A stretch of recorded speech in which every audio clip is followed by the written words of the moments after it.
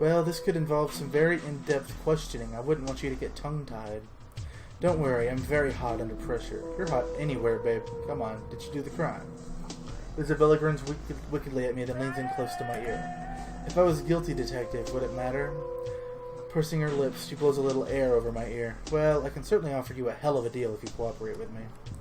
What's the fun in cooperation? The struggle is so much more interesting. I'll play it any way you want it, babe. I can be mean or I can be very, very nice. Well, since you asked so nice. So, what's the story here, Isabella? Well, you know Mr. Bobby was my boss. We worked together for God's sake. I've been his secretary for 3 years now. Did you have any problems? Of course not. We got along famously. Everyone knows he was always hanging off my every word. And was there anything else going on between you two? I'm sorry, what? What do you mean? Oh, please, babe. If you were my secretary, I'd be in HR every day for being inappropriate. Are you saying I can't be professional, Max? That's almost exactly what I'm saying. I'm also saying that men are more than happy to be unprofessional right along with you. I know I am. I close the distance between us, looking down at her with my best gotcha stare.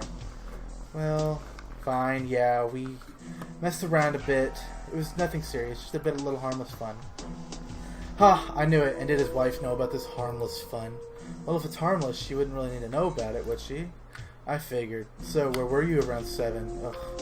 Don't remind me. That was before we got here, right? You asked why Chad didn't come? Well, just ask the patrons at my cafe. They'll tell you why he didn't come. We had a huge fight when he told me I had to go bail someone out of jail. He left at 7. I went home to prepare to come here with you. How far away is the cafe? I don't know, 15 minutes? Well, thank you for your time, Isabella. No problem, detective. I hope you figure out who did this and bring them to justice. Isabella winks at me and goes back to idly looking through her book on her comfy chair. Well, that was certainly an affair happening between her and Bobby, but that's not necessarily evidence that she did it. I'll have to investigate further. Well, that was a good place to start. Question is, where to go next? Let's go to the study. Wait, we're in the study. Oh. Welcome back, Max. You're not getting anything else out of me no matter how good you are. I don't know, I can be pretty damn good. So what's your story? Oh, I didn't mean to do that again. I don't know what the hotkey is for skipping. As I return to the main hall, I pass by a couple of other guests in this murder mystery. I hear a quick snippet of their convo. I heard he was going to write a book about his memoirs. That would have been so boring. Hopefully he had a good editor to spice it up. Wonder if he did have that editor. Well, anyway, that's another room down. Only question is now where to go next. I'm going to the sitting room. Looks like our common room, but with a nicer TV. It even looks like someone brought in a small chip bar. Upon closer inspection, it looks like it's got all kinds of juices, but no alcohol. Which means I immediately find it uninteresting. Anne is here in one of the small couches in a corner, writing in a small notebook. A few other people are sitting in various corners, other parts of the rooms, but they all seem to be nattering about nothing. Come to think of it, I haven't really seen all these people much. Most of them have come in here to discuss things. Looks like a bunch of them have juice classes. Hello, Anne. Hiding out in here, huh? Well, maybe a little. I have my reasons. Well, speaking of reasons, maybe we should talk about your story here.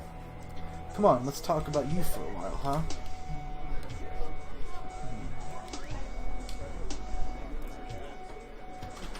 Okay, Mr. Sleuth, what would you like to know? Well, how did you know Mr. Body? I only met him a few months ago, actually. I didn't really know him very well. He hired me to write his memoirs, you see. Do you think he had an interesting enough life for a book? I mean, was his company that successful? I've heard of a few Fortune 500 types putting out their stories. Was it like that? Yes, exactly like that. Apparently he'd heard of a few of my books before, and he said he wanted me to ghostwrite his story. Have you read any of my books? I wrote the Starlight Sally series that everyone was reading a few years back. Also wrote A Spy's Game is Murder, which you might know. Did these books even exist, Anne? I didn't know you'd written anything. Max, I'm a character here. Get into the spirit, would you? I swear I'll put a hex on you. Okay, calm down. So you wrote some really well-known books then? Yes. A lot of fantasy and fiction, mostly. I told my publisher I was interested in writing some non-fiction. When he mentioned that Mr. Body was a big fan, I thought it would be my chance. And how is the book coming along? Oh, it was fine. He was an interesting subject, certainly. Anne can't beat my eyes as she says this. She steps Stops just short of making a disgusted face. Didn't exactly make for a page-turner, huh? Oh, no. I can make any story interesting. That's what I do. Did you know that Starless Alley and that Bugman of Xandu was really just a story about an ant farm? #1 on New York bestseller for 7 weeks, and it could have just even been written by a 3rd grade science report. That's how good I am. Huh. And did you have to do a lot of doctoring on Mr. Buddy's story? Well, how could I? It was nonfiction. Anna's gone back to writing in her little notebook. Just notes on this case. If you don't hurry, I'm going to figure out the culprit before you. So where were you at 7? You could ask the bartender at the Dog and Biscuit. He'd probably be the only one who could tell you how many I'd had, since he's the one that cut me off. Wait, what? Seriously? Max! Oh, right, character, sorry. Look, I don't have a drinking problem. I drink, I get drunk, I write books. No problem. That's a good one. Well, thank you for the time, Anne. I'll let you get back to writing your case note. Let me know if you come up with anything. We'll see. Good luck, detective. I'll be interested to see if you get this one right, Max. Anne looks at me appraisingly. She's really into this stuff. I think she's enjoying the intellectual challenge. I give her a little bow and head back out. Oh yeah, I totally heard his bodyguard wanted out of his job, but couldn't get out from under Body's thumb. Some dirt involved there. Well, anyway, that's another room down. The only question now, where to go next? The kitchen! I think it's time to vision. The kitchen. Maybe I can catch up with Rakesh. I wandered down the hall into what looks like a little break room. There's a refrigerator and a microwave in here. There's even one of those little electric girls plugged in. I see Rakesh applying peanut butter to some bread at the counter. Digging around inside the fridge, I see a girl I don't know. Let me know when you find some jelly, Roxanne. Yes, I'm looking. I don't know if they have any. How did you talk me into this anyway? Taking the fucking hat off, Jesus Christ. Because I make an excellent sandwich. Hey, Rakesh. Ah, Max, welcome. I will get more bread. What is a kitchen without snacks? Who's your friend? This is Roxanne. Apparently she was staying here in the building to sort out some of her affairs. Affairs? In an old school house? That unfortunate murder case in the Great Hall is my father. He called me here under some pretense of having something to tell me. It was apparently going to be something about his new lover. Honestly, if you weren't paying my way through college, I wouldn't have listened to anything that old bag had to say. Daddy trying to buy your love. What's the matter? Didn't get enough hugs? Oh, please. He was an awful man, a gambler and a drunk. He probably just fell down the stairs. I hated that man. I hated him to his bones. I won't deny it. I've got nothing to hide. Roxanne slams a jar of jelly on the counter next to Rakesh and storms out of the room. Rakesh finishes making the sandwiches and hands me one. So, what's your deal with this crazy place, Rakesh? Ah, well, as to my story, I'm not sure if you ever saw me around the office. I was Mr. Body's bodyguard. He did not feel I was necessary when he was at his own office. Still, I saw you a time or two. He was your boss as well, eh? Did you two get along all right? Ah, yes, he was very strict, boss. You didn't like him? That's not true. Well, maybe a little true. I was not fond of him, but one does not need to be fond of one's employer to remain employed. Is that correct? I suppose that's true, but surely you could have found somewhere else to work. Mr. Body was very persuasive. You don't sound like a loyal employee. Perish the thought. At any rate, I did not have anything to do with this terrible crime out there tonight. That is for certain. So where were you around 7 o'clock tonight? What time was that? An hour before we got here? I was just finishing up with an art class. I was doing a bit of life modeling. I didn't know you did that. Well, art is a bit of a side passion of mine. Both chuckle at that. Mr. Body said he would need me tonight, so I took the opportunity. Okay, well thank you, Rakesh. Make sure to find me if you think of anything else. Most definitely. Thank you, Max. I think there was definitely more to Rakesh's relationship with Mr. Body than he was saying, but I'll have to figure it out as I go. Yeah, she gets so wasted. It's almost embarrassing, but usually around 7 she gets kicked out. Main hall is all one left. After all, there's the body here. I look around the room just to get my bearings. There are some stairs going up here, though that seems to be out of bounds for the game. The main entrance is here too. The butler appears to have gone back outside to work for the police. The body lies before me. Whoever did it did a great job. It almost looks like a real person. A real person with the back of their skull caved in. The body is wearing a very nice 3-piece suit that's been treated very roughly. Whoever got it to him must have had a fight on their hands. There are holes and tears all over. The man was also clearly quite well-to-do. A gold watch peeks out from under one of his sleeves. I'm a little hesitant to mess with the body. I don't know if it's against the rules or not. Hey, butler, can I touch this guy? If you think it will help your case, sir. Everyone else seems to have gone in search of clues for elsewhere. I'm sure the police will be able to put the pieces together if nobody else can. Sounds good. I took a look at the watch on his wrist. It's definitely seen better times. The strap is nearly broken, and the face is definitely broken.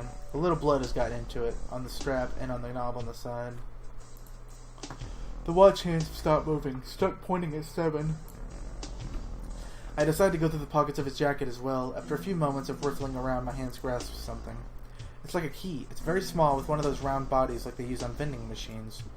So it's probably for a lockbox or safe. This guy doesn't seem like the type to need to get into vending machines very often. There isn't anything else here. Well, Butler, I think it's time you told me what you know. Exactly what happened. Very well. Here's the sordid tale. I was here when the master returned from work at 6 in the evening. He was certainly planning on throwing a costume party tonight.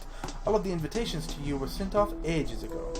At 6:55, the master noticed that we were dreadfully short of port for the evening. He immediately sent me to acquire more for the night. Obviously, I don't really know what happened while I was gone. I arrived back at the shops at 7:30. I entered to find the hideous scene you see before you. I called the police, of course, but then you all began arriving and, well, you know where we got from there. Did you hear any strange noises when you were leaving? Any sign of struggle? If we assume his watch broke at the time of the assault, it wasn't long after you left. No, I don't recall hearing anything unusual as I left. It was actually very quiet. And there was nothing here when you got back? No, I checked all the rooms and nobody was about. Are there any other entrances or exits? There's a back entrance, but it was still locked when I checked it. Alright, well, thanks, Butler. Of course, sir.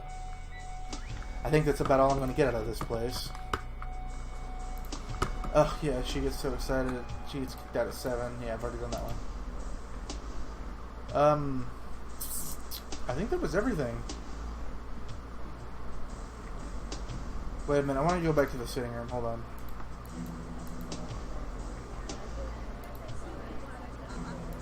Welcome back, Max. Hello again. She's just gonna go back over everything she said.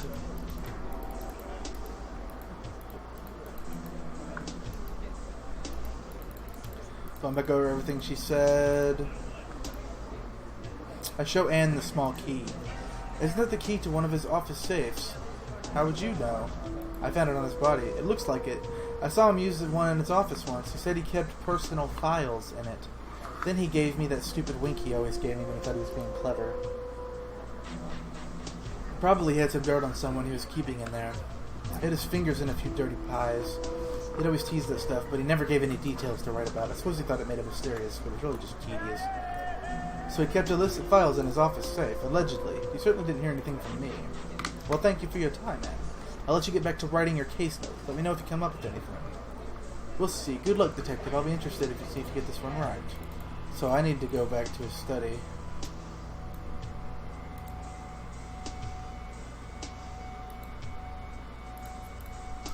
Hey, Isabella. Alright, I need to show her the key. Show her the key. Show her the key. There we go. Hand the key. He turns it over before handing it back. Looks like one of his safes. I'm surprised there was only the one. He must have had 36 of the things. I don't know which safe it goes to, though. He generally didn't let me add his safes. Well, thanks for your time. No problem, Detective. Alright. I passed by a couple of guests. Here, a quick snippet. Hey, yeah, our life model totally bailed on our class early. He left like 10 minutes early. Kitchen. Orchestra's still here, but the other girl seems to have left. Alright, I want to skip his story and then give him the key. It looks like the key to one of his safes upstairs. I suppose that's good you got it from his body. I was afraid it meant that his keys had been stolen. You recognize the safe it goes to? Oh, I just guessed. It seems like the right type. Well, I'd like to show it around, so I can go back. Yes. Sorry about that. No problem. Okay, so it's definitely Rakesh.